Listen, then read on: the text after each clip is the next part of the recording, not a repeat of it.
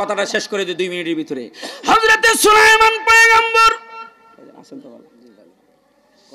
লাঠিটা পিছনের দিকে দিয়ে দাঁড়ায়, জিনেরা কই মাইরা লাইবরে লাঠি দিয়ে পিটায়, কাজে কোনো ফাঁকি দেওয়া যাবে না, কাজ করো মনোযোগ দিয়া। দিনে রাইতে ঘুম নাই, খাবার নাই, কাজ চলে। কাজ করতে করতে চমৎকার ভাবে মার্বেল পাথর, হীরা মানিক মুক্তা দিয়া বাইতুল মুকাদ্দাসটা বানায়া ফেলাইছে।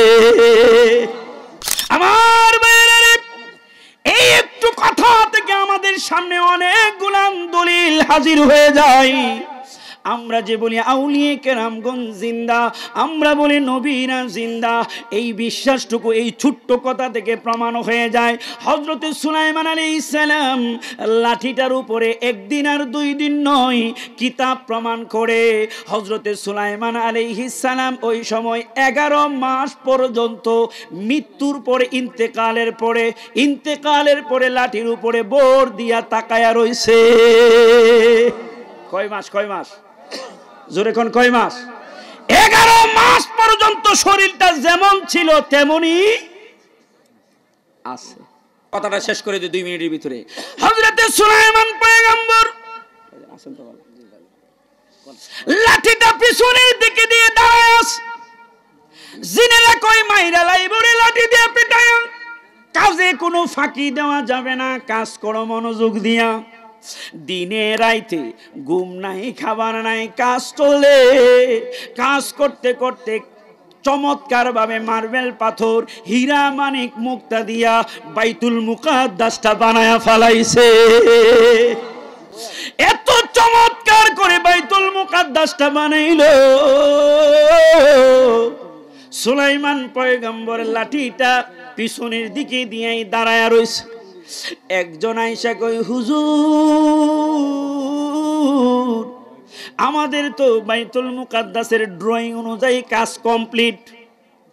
হুজুর একটু কাছে আসেন, একটু আপনি দেখা যান কত চমৎকার করে ড্রয়িং অনুযায়ী আমরা বানাইলাম, ঠিকঠাক আছে কিনা। এই কথা বইলা যখন আস্তে কইরা ধাক্কা দিছে, সুলাইমান পয়গম্বর আস্তে কইরা মাটির মধ্যে শুইয়া গেছে। আল্লাহু আকবার। জিনেরা ডাক দিয়ে কই, কাজ বন্ধ কর, যারে ভয় পায় আমরা এতদিন পর্যন্ত কাজ করতেছি উনি তো শেষ। আল্লাহু আকবার কর। আমার ভাইয়েরা, এই একটু কথা থেকে আমাদের সামনে অনেকগুলো দলিল হাজির হয়ে যায়। আমরা যে বলি আউলিয়ে কেরামগণ জিন্দা, আমরা বলি নবীরা জিন্দা, এই বিশ্বাসটুকু এই ছোট্ট কথা থেকে প্রমাণ হয়ে যায়। হযরতে সুলাইমান আলাইহিস সালাম লাঠিটার উপরে একদিন আর 2 দিন নয়, কিতাব প্রমাণ করে হযরতে সুলাইমান আলাইহিস সালাম ওই সময় 11 মাস পর্যন্ত মৃত্যুর পরে ইন্তেকালের পরে লাঠির উপরে বোর দিয়া তাকায়া রইছে।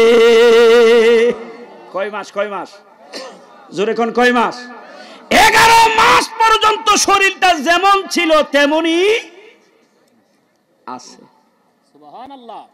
আমার বন্ধু বাবারা ভাইয়েরা, আমার আল্লাহ রাব্বুল আলামিন কোরআনুল কারীমের মাঝে বলেন, ইন্নাল্লাযীনা আমানু, নিশ্চয় যারা ঈমান আনে, ওয়া আমিলুস সালিহাত, এবং নেক কাজ করে, লাহুম তাদের জন্য জান্নাতুন তাজরি মিন তাহতিহাল আনহার, এমন একটা জান্নাত আল্লাহ দিবেন যার তলদেশ দিয়ে নহর প্রবাহিত।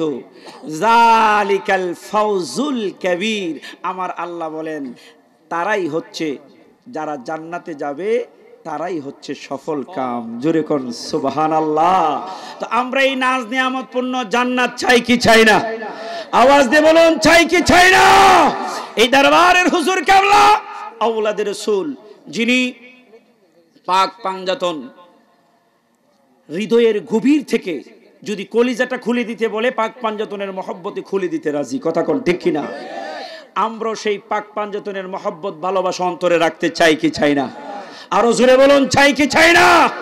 কারণ এই পাক পাঞ্জাতনের যারা সদস্য, তাদের ব্যাপারে স্বয়ং আমার আল্লাহ ঘোষণা করেছেন, ইন্নামা ইউরিদুল্লাহু লিইয়ুযহিবা আনকুমুর রিজসা আহলাল বাইতি, ইউতাহহিরাকুম তাতহীরা। চিৎকার মেরে কোন আল্লাহু আকবার। তাদের পুতু পবিত্র রাখার দায়িত্ব নিয়েছেন স্বয়ং আল্লাহ। তাদের ব্যাপারটুকু অনেক গভীরের ব্যাপার। এই জন্য হুজুর কেবলার দেখানো পথমতি আমাদের পথমত। আমরা পাক পাঞ্জাতনকে আমাদের জানের চাইতে বেশি ভালোবাসতে রাজি আছি না নাই? যেই ব্যক্তি পাক পাঞ্জাতনকে ভালোবাসে সে আমার নবীকে ভালোবাসে, আমি এই ব্যাপারে প্রথম কথা বলছি। আর যেই ব্যক্তি নবীরে ভালোবাসবে সে আল্লাহর ভালোবাসা পেয়ে যাবে। আল্লাহ পাক যেন আমাদের সকলকে কবুল করেন।